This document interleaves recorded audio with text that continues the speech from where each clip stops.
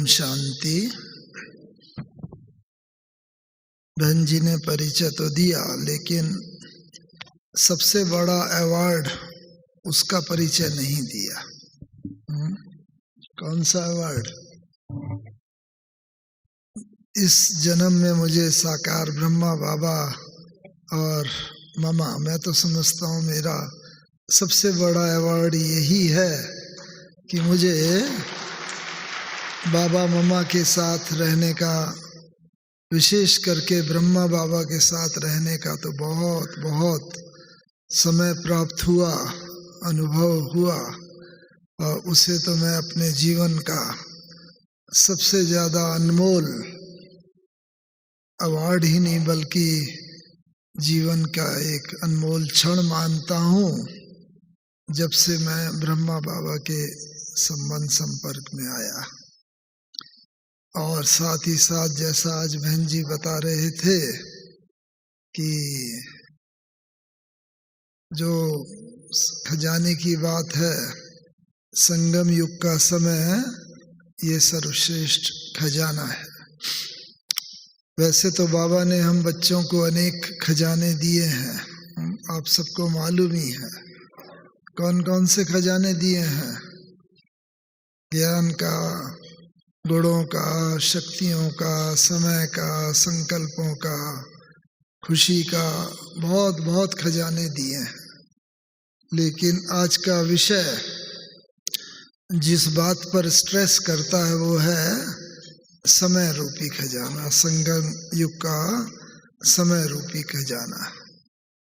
वैसे तो समय के लिए दुनिया में भी बोलते हैं कि समय बहुत बहुत वैल्यूबल है, एक बार बीता हुआ समय वापस नहीं आता। समय परिवर्तनशील है। दुनिया की सब चीज़ों को भले इकट्ठा कर सकते हैं, लेकिन समय को हम इकट्ठा कर सकते हैं? नहीं। समय को हमें खर्चना ही पड़ता है। किस स्पीड से खर्चते हैं हम समय? समय को किस स्पीड से खर्चना है?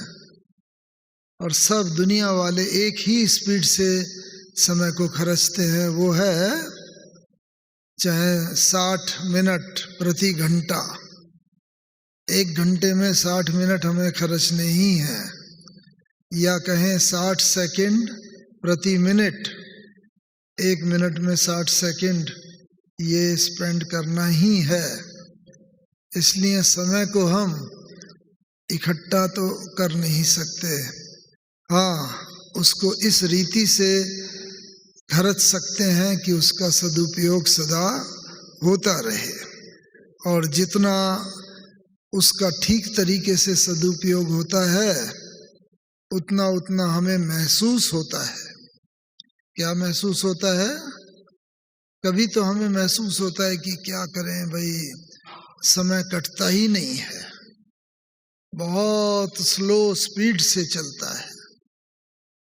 जब हमारा मन जो है ना उस समय के अनुरूप नहीं होता, कहते हैं क्या करें, समय कटता ही नहीं है। और कभी हम कहते हैं भाई समय तो, टाइम फ्लाइज, पता नहीं समय कहाँ चला गया, समय उड़ गया। जब हम बहुत, ये सब हमारी मानसिक स्थिति पर निर्भर है। जब हमारी मानसिक स्थिति बहुत खुशमय होती है, आनंदमय होती है, और पता नहीं समय कैसे बीत जाता है, पता ही नहीं चलता। और कभी दुखमय होती है, अशांत होती है, बहुत समय तक हम महसूस करते हैं समय बीत ही नहीं रहा है। बार बार घड़ी देखते हैं, अरे अभी इतना ही बजा है, अभी इतना ही हुआ है, ये तो बहुत कम समय बीता। तो समय के लिए अलग अलग बातें कही हैं। खैर, दुनिया वालों ने तो बहुत करा है, और उसके लिए एक बहुत इम्पोर्टेंट विषय भी बनाया है, टाइम मैनेजमेंट। टाइम को कैसे मैनेज किया जाए, कम से कम समय में हम ज़्यादा से ज़्यादा प्राप्ति कर सकें। लेकिन जहाँ तक संगम के समय की बात है, जो बाबा ने हमें बताया है, ये एक बहुत बहुत बड़ा खजाना है संगम का समय। इसको हमें यथार्थ रीति से गुजारना है।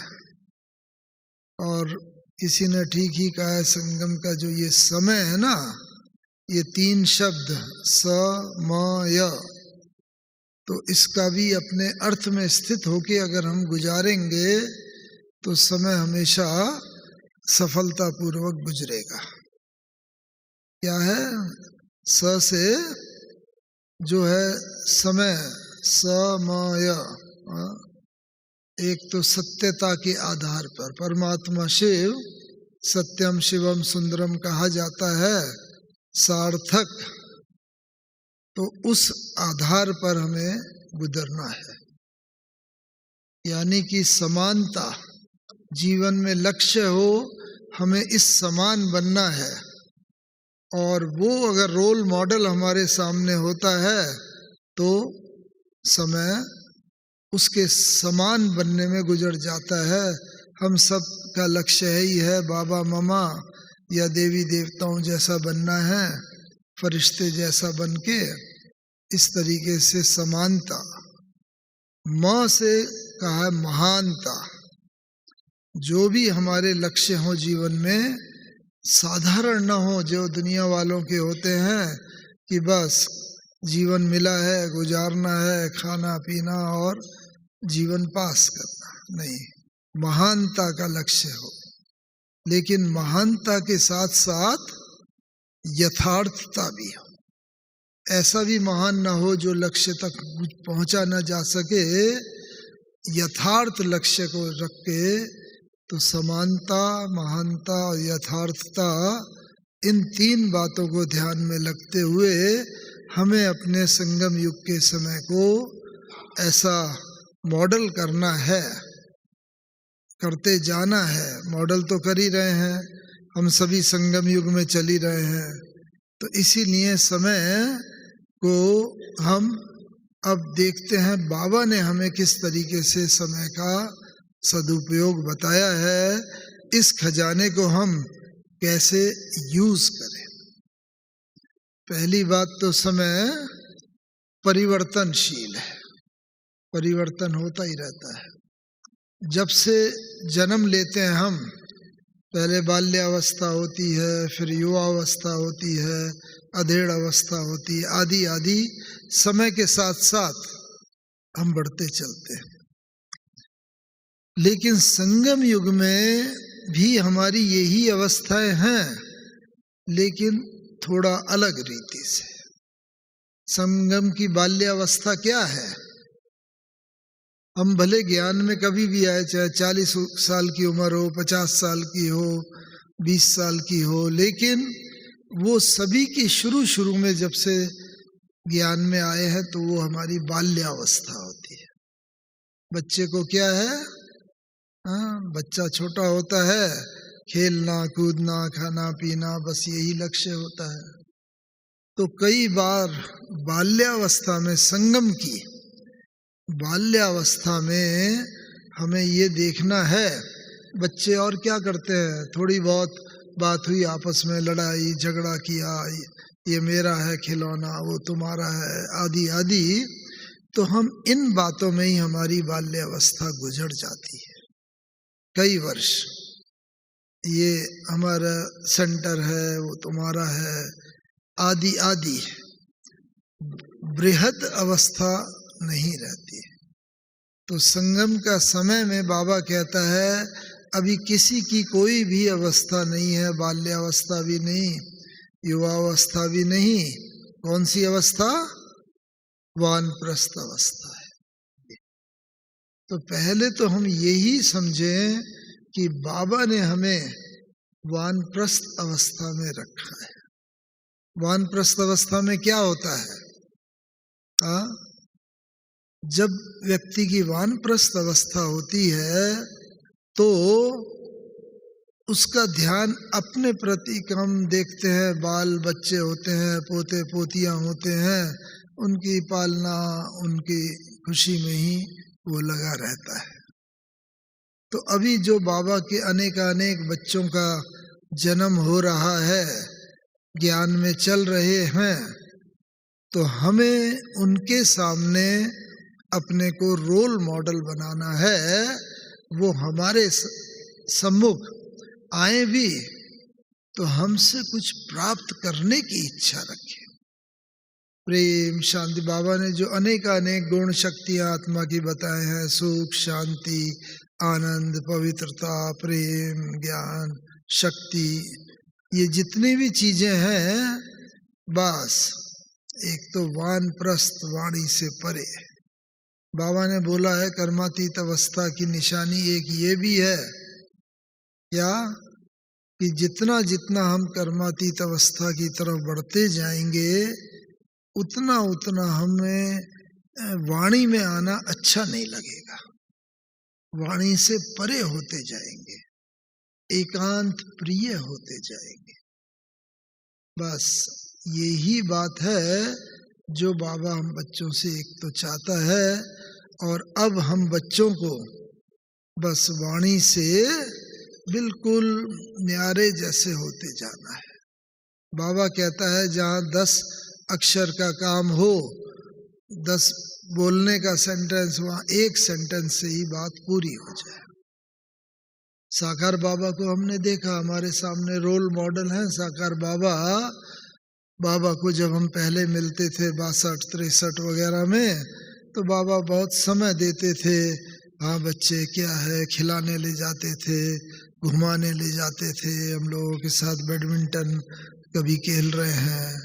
लेकिन धीरे धीरे जब समय गुजरता गया, 63, 64, जब 65, 66 के करीब हमने देखा, तो बाबा बहुत कम हम कुछ बात बोला करते थे कि बाबा को सेवा का समाचार सुनाते थे, या बाबा के पास जा करके बाबा से पुरुषार्थ की कोई बात पूछा करते थे। बस 1-2 लाइन ही बोलते थे, बाबा कहता था बाबा बच्चे, बाबा समझ गया, और बाबा तुरंत उसका उत्तर दे देता था। लेकिन और जब समय गुजरता गया, 66, 67 के बाद 68 और 69 आया, 69 और 68 में हमने देखा कि बाबा बहुत धीरे धीरे सब समेटते जा रहे थे। जो वृद्धावस्था के नजदीक होता है ना, वो धीरे धीरे धीरे उसका प्रयास रहता है कि मैं समेटता जाऊं, क्योंकि आध्यात्मिकता की तरफ कुछ रुचि बढ़ जाती है। और सुना है अंतमते सोगति, तो अंत में सब तरफ से धीरे धीरे समेटता जाता है। क्योंकि कहा यही जाता है कि अंत में जब मनुष्य शरीर छोड़ता है, तो फिर उसके सामने जीवन भर की रील घूम जाती है। जीवन में जो जो अच्छे कर्म किए हैं, खराब कर्म किए हैं, वो सब घूमने लगते हैं, उसे याद आने लगते हैं। और उसके आधार पर ही फिर क्या होता है, अंत समय में जिस चीज की स्मृति होगी और उस स्मृति के साथ शरीर छूट गया, उसका आत्मा चली गई, तो फिर तो अंतमति सोगति हो जाएगी, या तो सदगति होगी। अगर ईश्वर की याद का उसे अभ्यास होगा, सब तरफ से नष्टो मोहा स्मृति लब्धा, जो गीता में कहा है वो करा हुआ होगा, या फिर दुर्गति हो जाएगी। अगर पत्नी, बच्चे, पति, धन दौलत, संबंधी याद आए, कोई भी वस्तु, व्यक्ति, वैभव, कुछ भी याद आया, तो बस ये समझो कि दुर्गति। बाबा ने भी कहा है फिर वहां ही जन्म लेना पड़ेगा। तो वो सदगति तो हुई नहीं, तो जन्म तो लेना पड़ेगा अगर हमारी सदगति नहीं हुई। इसीलिए बाबा संगम के समय को केवल खजाना ही नहीं, खजाने बहुत बोले हैं, लेकिन सबसे बड़ा खजाना इसीलिए कहा है कि इस संगम के समय में ही हम लोग जो अपना जीवन गुजार रहे हैं, अंत उस सेकंड के लिए जब हमारे प्राण शरीर से छूटेंगे, अंतमति सुगति के लिए। तो इसीलिए हमें कौन सी स्थिति बनानी चाहिए? बाबा ने बताया ये सबसे बड़ा खजाना है। तो परिस्थितियां तो आएंगी, गीता में भी कहा है, मान अपमान, निंदा स्तुति, हार जीत, दुख सुख, हानि लाभ, जय पराजय, विपरीत परिस्थितियां बहुत आएंगी, रोज आएंगी, क्योंकि हम घर गृहस्थ समाज में रहते हैं और इस कारण से परिस्थितियां तो विपरीत होंगी। लेकिन उन परिस्थितियों में रहते हुए भी अवस्था हमारी एक रस हो, इस तरीके से हो कि विजय में भी वही स्थिति हो, पराजय में भी वही स्थिति। कोई स्तुति करे तो भी ये नहीं कि एकदम खुशी में चढ़ जाए, और कोई निंदा करे तो भी ऐसा ना हो कि बिल्कुल ही मूड ऑफ हो जाए, बिल्कुल ही जैसे नीचे गिर जाए। इसीलिए बाबा ने कहा है, निंदा हमारी जो करे मित्र हमारा सोए।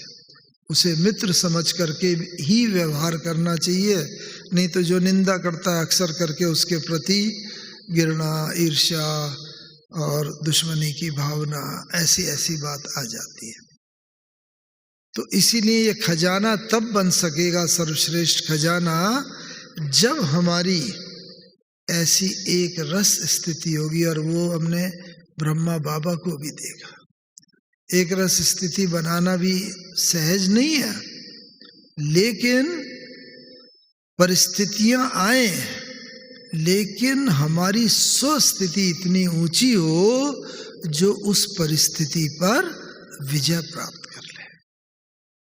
हमें ये भी सौभाग्य बाबा के साथ, जैसा मैं बता रहा था, तो बाबा की उम्र भी काफ़ी 93 ईयर्स 93 साल थी, और माउंट आबू में सर्दी का मौसम होता था बहुत। कई बार बाबा को खांसी आती थी। तो बाबा के बगल में आपने हिस्ट्री हॉल भी देखा होगा पुराना, तो जो बाबा वहीं क्लास कराते थे, 3 संदली रहती थीं, एक इधर, एक बीच में, एक इस साइड में। एक संदली पर बाबा आके बैठते थे, बीच की संदली खाली रहती थी, और एक संदली पर मम्मा बैठा करते थे। बाबा के आने से पहले मम्मा भी कुछ थोड़ी सी मुरली चलाते थे, महावाक्य। फिर बाबा आते थे तो बाबा मुरली जब चलाते थे तो सब बिल्कुल ऐसे पिन ड्रॉप साइलेंस में बैठ के गौर से मुरली सुनते थे। कई बार बाबा को, जैसे बताया मैंने, ठंडी की मौसम भी होती थी, खांसी भी आती थी, और लगता था जैसे बाबा की आंख से जैसे गीली हो जाती थी पानी, इतनी खांसी भी कभी कभी आती थी। बहुत तकलीफ हो रही है, ऐसा हम लोगों को, देखने वालों को महसूस होता था। लेकिन बाबा क्या करते थे? अपनी स्वस्थिति से खांसी रूपी परिस्थिति को ऐसा बदल लेते थे कि बस जैसे है ही नहीं। खांसी आई, तकलीफ हो रही है, बाबा कहते थे, उसमें ही बोलते, देखो बच्चे, आज ये पुराना तन है, पुराने तत्व हैं, पुरानी दुनिया है, शरीर भी पुराना, आत्मा भी पुरानी हो गई। कल बाबा जाके ऐसा विष्णु कृष्ण बनेगा। कृष्ण का वहाँ पर ट्रांसलाइट का चित्र रखा रहता था, लक्ष्मी नारायण का रहता था। कल बाबा जाके ऐसा बनेगा। और सतयुग में तो वहाँ पर तो कोई भी खांसी नहीं होगी, व्याधि नहीं होगी, रोग शोक कुछ नहीं होगा। क्यों? क्योंकि ये तत्व भी सतो प्रधान होंगे, हमारा शरीर भी सतो प्रधान होगा और आत्मा भी सतोगुणी होगी, और इसीलिए किसी भी प्रकार की कोई व्याधि कुछ नहीं होगी। तो बाबा ये कहते कहते स्वस्थिति, कल जाके मैं ये बनूंगा, कृष्ण बनूंगा। बच्चों को भी बहुत खुशी होनी चाहिए, खुशी में खग्गियाँ मारनी चाहिए। ऐसे बाबा खुशी में खग्गियाँ मार के भी ना कभी बताता था, जिससे कि भी बच्चों की भी ऐसी स्थिति बन जाए कि कभी कोई परिस्थिति आए तो उसके विपरीत अपनी स्वस्थिति को इतना ऊंचा बना लें। बस बाबा ये स्वस्थिति का वर्णन करते करते परिस्थिति जैसे गायब हो जाती थी, भूल जाती थी, और फिर बाबा उसी वेग में मुरली चलाना शुरू कर देते थे। तो एक तो हमें ये खजाना, अगर वास्तव में हम चाहते हैं संगम योगी खजाना, तो हमें परिस्थितियां आएंगी, लेकिन हमें अपनी स्वस्थिति को इतना पावरफुल बनाना है कि स्वस्थिति इतनी मजबूत हो जाए कि कोई भी परिस्थिति उस पर वार ना कर सके। परिस्थिति हार जाए, स्वस्थिति विजय प्राप्त कर ले। और इवन ये लास्ट तक भी ऐसा ही रहा। तो एक तो ऐसी स्थिति, मुझे अंतिम दिन एक मुझे बहुत बड़ा सौभाग्य मिला है। क्या बाबा से मिले तो हैं, लेकिन इसके साथ साथ बाबा ने जब शरीर छोड़ा 18 जनवरी को, तो उस समय हम मधुबन में आ गए थे। आसाम में पोस्टेड थे, बहुत दूर इंजीनियरिंग करने के बाद ONGC नाम की संस्था है, उसमें आसाम में पोस्टिंग थे। और अंतिम समय में बाबा ने जैसे अपने पास बुला लिया, तो 17 जनवरी की सुबह हम और हमारे लौकिक पिताजी, हम लोग बाबा के पास मधुबन आ गए। और 2 दिन तक बाबा की पूर्ण रीति से कर्मातीत अवस्था देखने का सौभाग्य प्राप्त हुआ। वो भी मैं आपके साथ शेयर करता हूँ। तो कर्मातीत अवस्था को तो हम लोगों को भी प्राप्त करना ही है। परमधाम से आत्मा जिस स्वरूप में आई थी, उसी स्वरूप में जाना है। तो इस बात का वर्णन से पहले मैं एक बात ममा की बता देना चाहता हूँ, जो इससे संबंधित है। ममा ने जब 1965 में शरीर छोड़ा, तो मम्मा तबीयत खराब थी और बीमारी थी। शरीर छोड़ा तो मम्मा छोड़ करके शरीर जब सूक्ष्म वतन में आत्मा गई, तो वहाँ पर बाबा बैठे हुए थे। बाबा दिखाई दिए। सूक्ष्म वतन में अव्यक्त संपूर्ण ब्रह्मा की मूर्ति है। ये है जैसे वो वहाँ देखते ही हैं, जो भी संदेशियाँ जाते हैं। तो वहाँ पर जब गए तो दादा ने पूछा, शिव बाबा ने सूक्ष्म वतनवासी संपूर्ण ब्रह्मा के द्वारा पूछा, मम्मा आपने कर्मातीत अवस्था का अनुभव किया? तो मम्मा चुप रही। मम्मा ने कुछ नहीं कहा, देखते रहे बाबा को। फिर बाबा ने पूछा, तो मम्मा ने कहा, नहीं बाबा, कर्मातीत अवस्था का तो मैं अनुभव नहीं कर सकी, नहीं करके आई। तो बाबा ने कहा कि बच्ची, कर्मातीत अवस्था का अनुभव किए बिना तो, और उसे प्राप्त किए बिना तो कोई परम धाम जा नहीं सकता है, जहाँ से आत्मा आई है। तो जाओ, तुम अभी नीचे जाओ, तुम्हारा शरीर हिस्ट्री हॉल में रखा है और सब बच्चे योग में बैठे भी हुए हैं, आवाहन कर रहे हैं। तो जाओ, उस शरीर में प्रवेश करके थोड़ा समय के लिए कर्मातीत अवस्था का अनुभव करके आओ। तो बाबा ने मम्मा को नीचे भेजा। मम्मा आए हिस्ट्री हॉल में, और होंगे, क्योंकि आत्मा तो कोई इन नैनों से तो दिखाई नहीं पड़ सकती है, शरीर के द्वारा कोई एक्शन करे तभी पता चलता है। तो उसके बाद थोड़े समय के बाद मामा जब लौट के गए ऊपर, तो बाबा ने पूछा, बच्ची अनुभव किया कर्मातीत अवस्था का? तो मामा ने कहा, नहीं बाबा, नहीं किया। क्यों बच्ची? बाबा ने तो भेजा उसी के लिए था कि बाबा जब मैं वहाँ गई तो शरीर तो बिल्कुल ठंडा पड़ चुका था, और मैंने आत्मा उसमें गई, जाने का प्रयास किया, लेकिन शरीर में कोई भी हलचल नहीं हुई, चुरपुर नहीं हुई, क्योंकि शरीर बिल्कुल ठंडा पड़ गया था। और जब मैं कोई अनुभव ही नहीं कर सकी, तो फिर मैं आके यहाँ पर आपके सामने आ गए। तो बाबा ने कहा कि देखो बच्ची, कर्मातीत अवस्था का अनुभव किए बिना कोई भी आत्मा वापस परम धाम नहीं जा सकती। और अभी भले तुम शरीर छोड़ दिया है, लेकिन अभी परम धाम का गेट नहीं खुला और वहां नहीं जा सकती। अभी तुम्हें पुनर्जन्म लेना पड़ेगा। और जाओ, पुनर्जन्म लेके जो भी काम अधूरे रहे हुए हैं वो सब पूर्ण करके आओ। और फिर जब जाओगी परमधाम कर्मातीत अवस्था का अनुभव करते हुए, उसके बाद फिर सब जाएंगे। तो देखो, ये बाबा ने केवल मम्मा को नहीं कहा, हम सबको के लिए ये एक सूचना है कि ये संगम युग का ये खजाना सबसे उत्तम खजाना तभी बनेगा हमारे लिए जब इस खजाने को हम यथार्थ रीति यूज करके कर्मातीत अवस्था को प्राप्त करें। और जब कर्मातीत अवस्था को प्राप्त करेंगे, कर्मातीत अवस्था का मतलब हमारी सबकी कर्मातीत अवस्था अलग अलग है, अपनी अपनी है।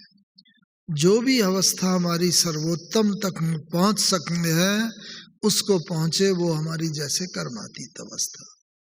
तो इसीलिए ये अवस्था यहाँ पुरुषार्थ करते करते हम सबको पहले परमधाम जाना है। और परमधाम हम तभी जाएंगे जिस स्थिति में हम परमधाम से आए थे, पवित्र थे, आत्मा संपूर्ण रीति से पवित्र।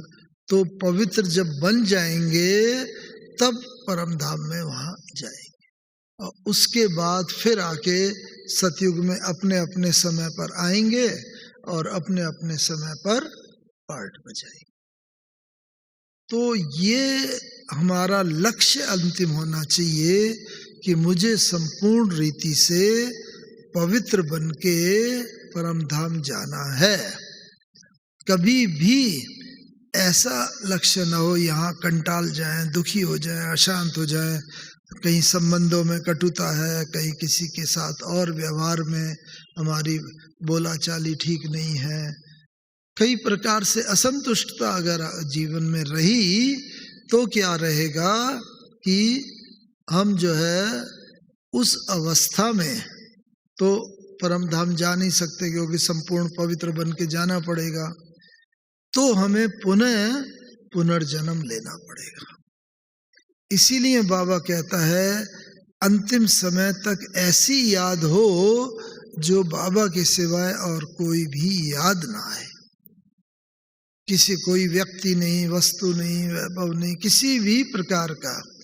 इसीलिए भक्ति मार्ग में भी बोलते हैं, कई बार कहते हैं कोई आदमी या बहन कोई बीमार पड़े है, शरीर छोड़ने की तैयारी है, लेकिन फिर भी आत्मा निकलती नहीं, शरीर छूटता नहीं। क्यों?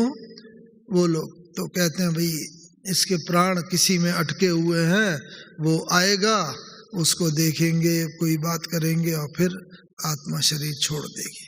और कई बार ऐसा होता भी है, देखा है। तो हमें ये देखना है कि हमें अंत समय में कोई भी याद ना रहे। और वो तब होगा, कब होगा? जब हम अभी से ही समेटते जाएंगे। कोई भी काम पेंडिंग नहीं होगा, बचा हुआ नहीं होगा। होता क्या है, हमें याद है, मालूम है, यहाँ पर कई बार पूरे भारतवर्ष से भाई बहनें आते हैं अपने किसी प्रिय का भोग लगाने के लिए। उसने शरीर छोड़ा हुआ होता है और जब उसको भोग लगाते हैं तो कई बार वो आत्मा जैसे बहुत विलाप भी करती है, दुख मनाती है।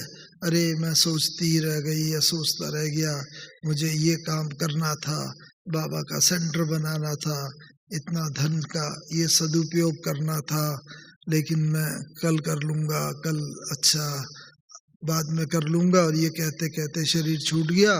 अब तो वो सब रह गया। तो बाबा से भी कई बार पूछते, बाबा मैं बच्चे को बुलाया, विल में लिखाया कि मेरा ये तुम धन यज्ञ में दे देना और ये यज्ञ के नाम से है। तो बाबा जीते जी तो मैं कर नहीं सका, अब तो बाबा कई बार कहते हैं बच्चे अब तो जो करेगा वो पाएगा, अभी वो देगा तो उसका भाग्य बनेगा। इसीलिए कोई भी काम हमारा ऐसा न रहे जो रहे पेंडिंग पड़ा रहे और हमें बाद में ये पछताव करना पड़े, अरे मुझे ये करना चाहिए था, ये मैं कर सकता था, ये मैंने सोचा था करने के लिए लेकिन मैं नहीं कर सका।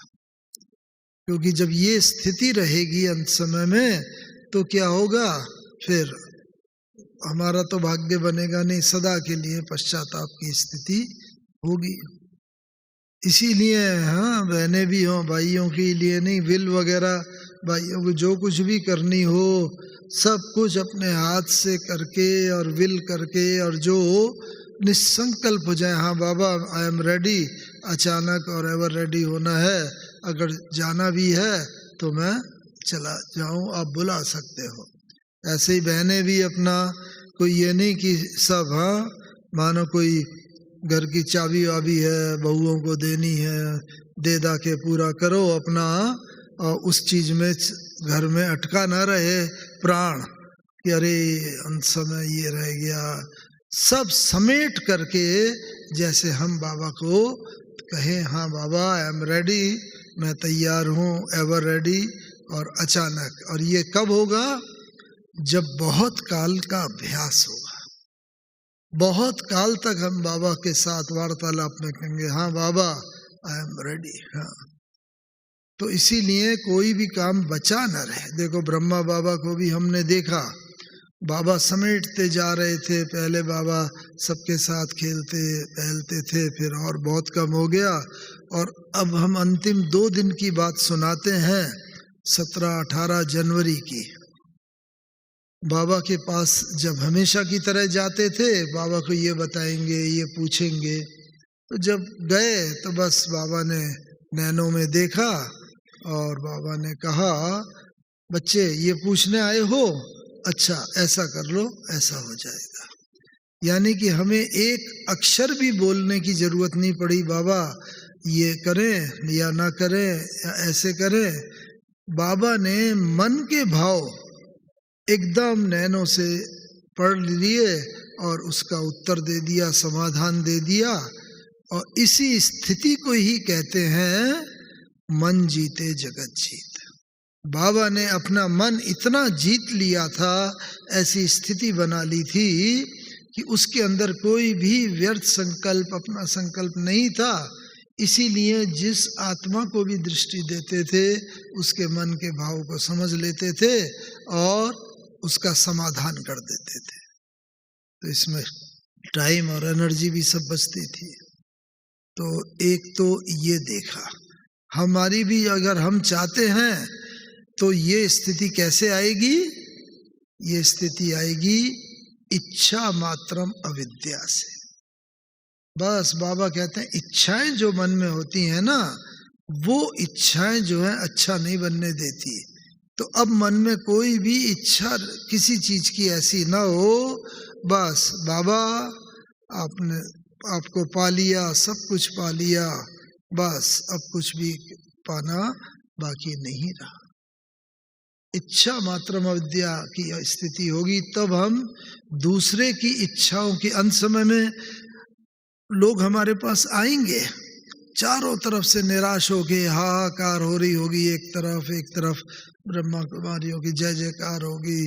और बाबा कहता है जब ऐसी स्थिति होगी लोग आपके पास आएंगे, समय भी नहीं होगा पूछने का, बस हम आएंगे, हम उन्हें दृष्टि देंगे, दृष्टि से उनके मन का हाल जान लेंगे और उसका समाधान भी कर देंगे।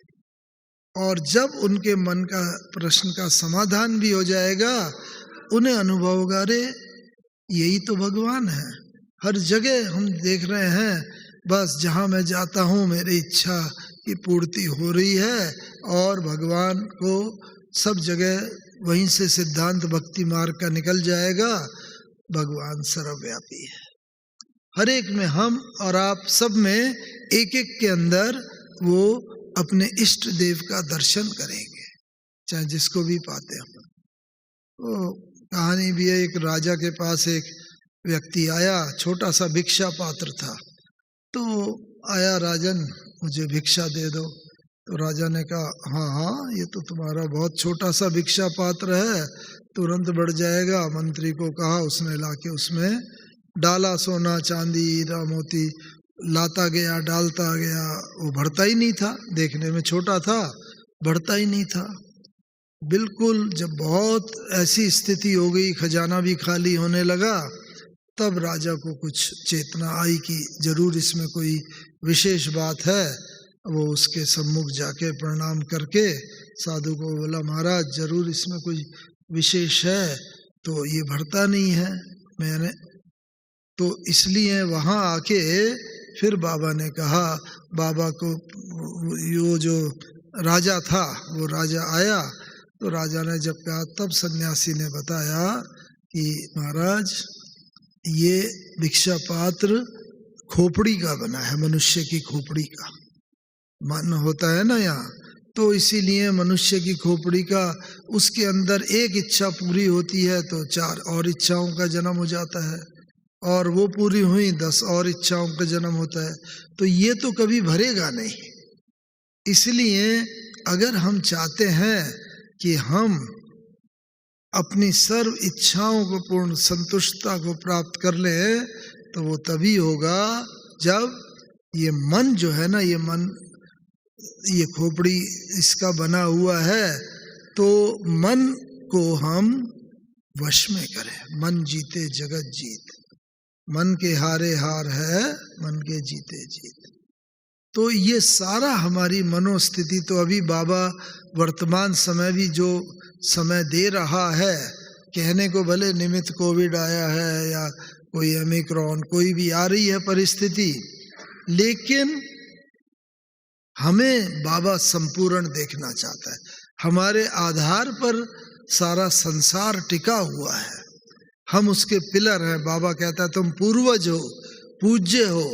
अब ये बेचारे भक्ति मार्ग वाले, दुनिया वाले बहुत दुखी हैं, निराश हैं, हताश हैं, ऐसी स्थिति है उनकी। बाबा कहते हैं उनकी आवाज क्या तुम्हें सुनाई नहीं देती?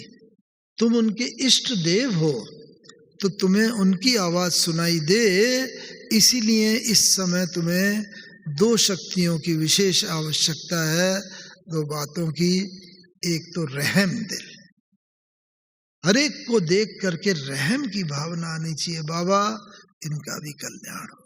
हर एक के प्रति शुभ भावना, शुभ कामना, जो बाबा कहता है रहम दिल की भावना हो।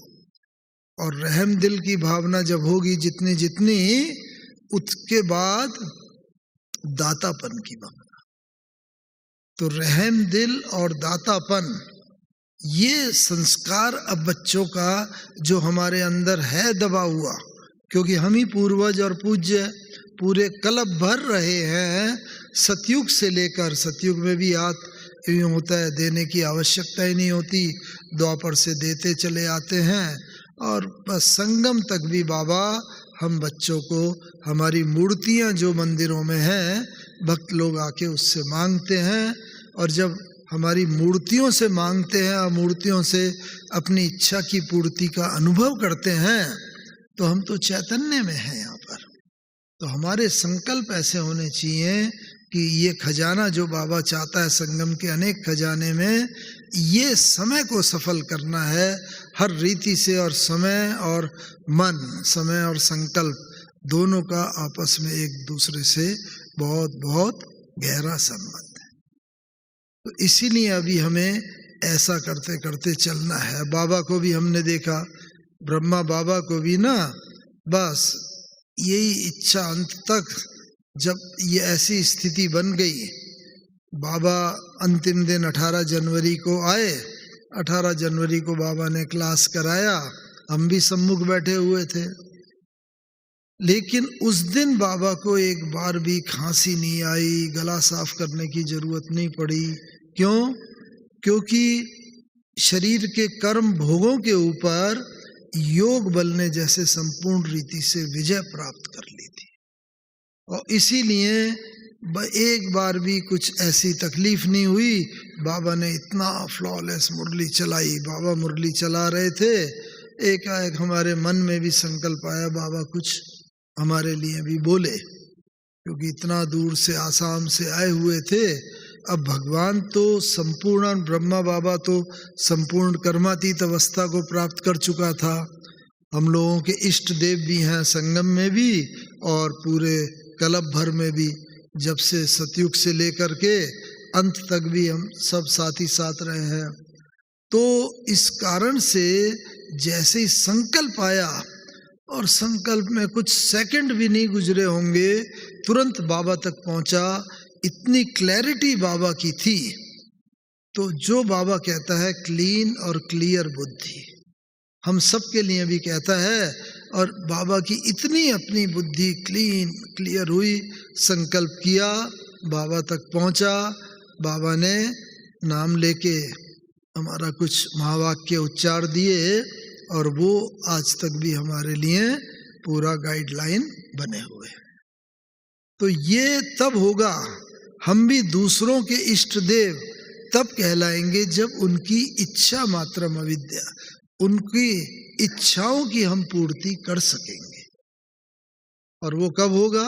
ऐसे बाबा से भी बच्चों ने पूछा, बाबा आपकी अंत समय क्या स्थिति थी जब आपने शरीर छोड़ा? तो बाबा ने बताया, बच्ची मैं क्लास करा के और जब आया और बच्चों से कहा कि बच्चे अब बाबा छुट्टी लेता है, अंत समय विदाई लेता है। बाबा से छुट्टी लेके और आया कमरे में, तो चेस्ट में इधर दर्द हो रहा था, और वो दर्द धीरे धीरे बहुत बहुत बढ़ता जा रहा था। दादी जी सामने ही थे बाबा के, कमरे तक छोड़ने गए थे। तो बस बच्ची बहुत दर्द हो रहा है यहाँ पर, और बस बाबा अपनी धीरे धीरे एकदम स्वस्थ। एक तरफ तो दर्द था, शरीर का दर्द, कर्म भोग, और दूसरी तरफ जितना योग बल इकट्ठा किया हुआ है वो योग बल की अपनी स्वस्थिति, बाबा उसे पावरफुल बनाते गए।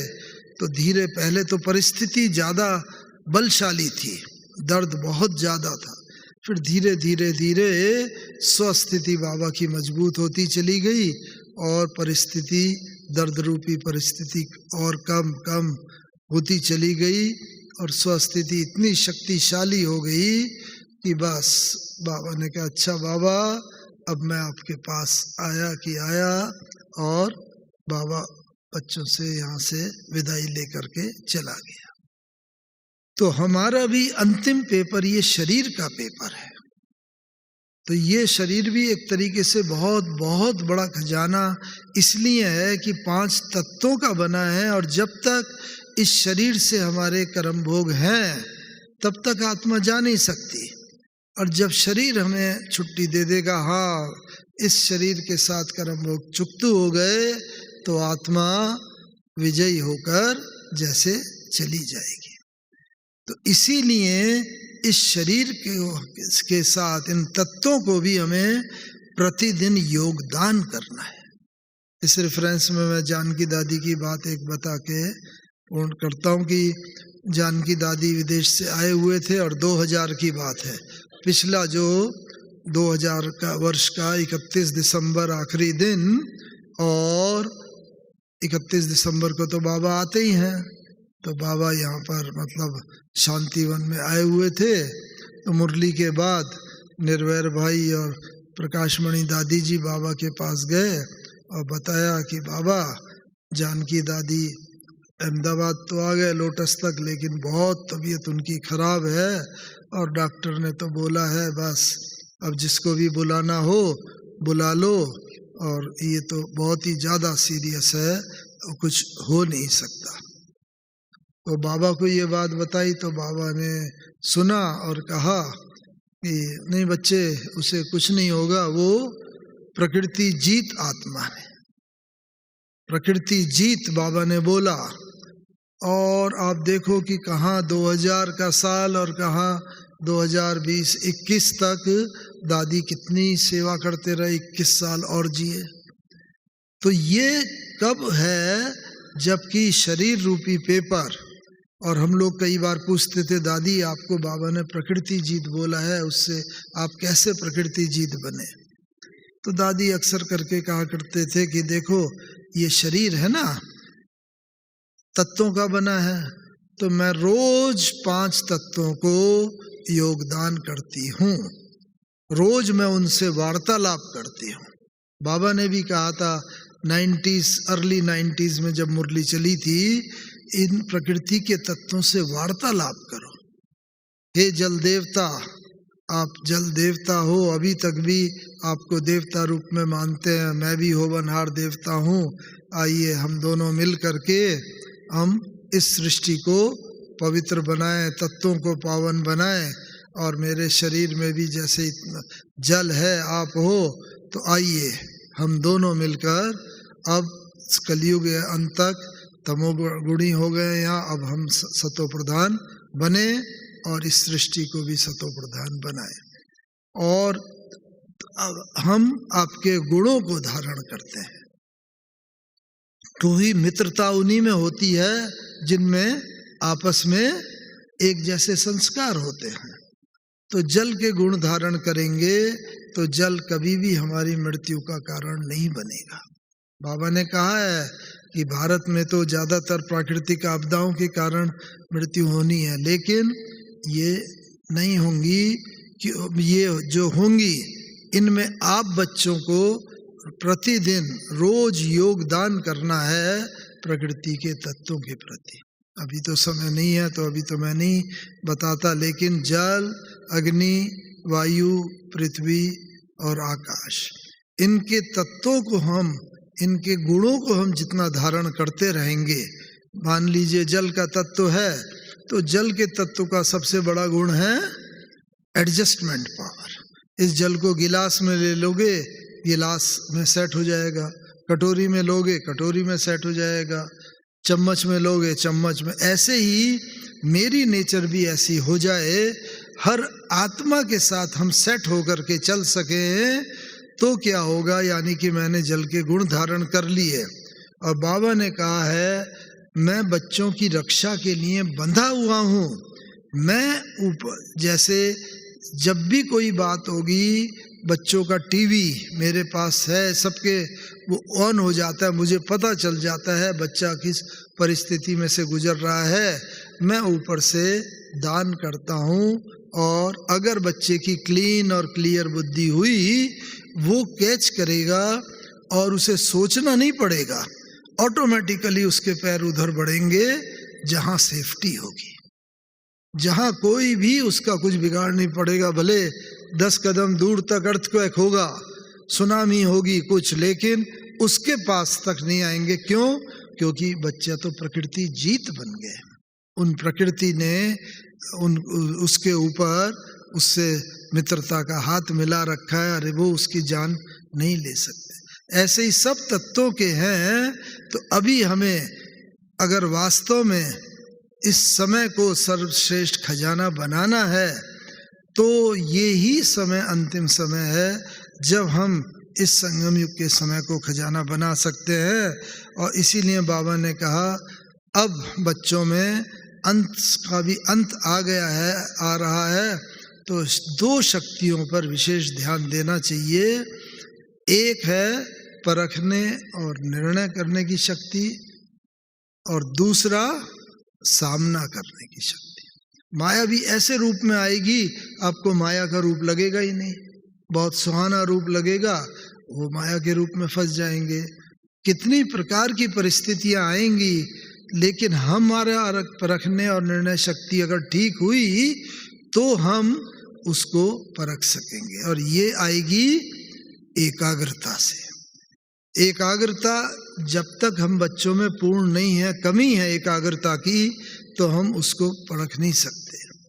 और परखने के बाद फिर क्या, उसका सामना करने की भी तो शक्ति होनी चाहिए। तो सामना करने की शक्ति आएगी जब बाप के साथ कंबाइंड रूप होगा हमारा, बाबा के साथ। जब कंबाइंड रूप में बाबा के साथ होंगे, बाबा का हाथ और साथ सदा हमारे साथ होगा, तो सहज ही हम सामना करके सफलता को प्राप्त कर लेंगे और फिर संगम योगी जीवन को सफल बना लेंगे और इस समय को भी सफल बना लेंगे। ओम शांति, ओम शांति, ओम शांति।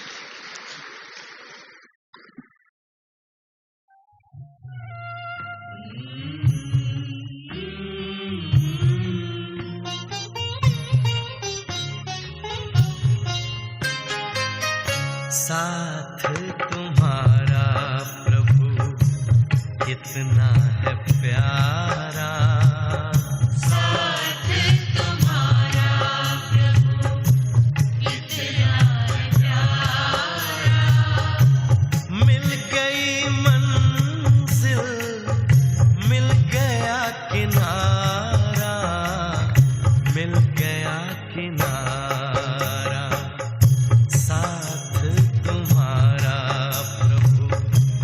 कितना है प्यारा, साथ तुम्हारा प्रभु।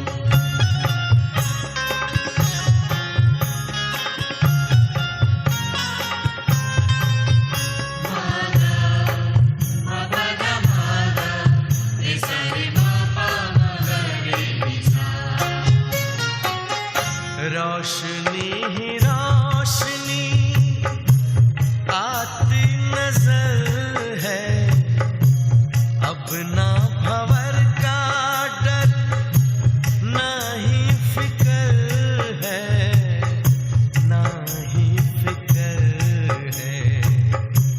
हाथ में तेरे जब हाथ है हमारा, साथ तुम्हारा प्रभु कितना है प्यारा, साथ तुम्हारा प्रभु।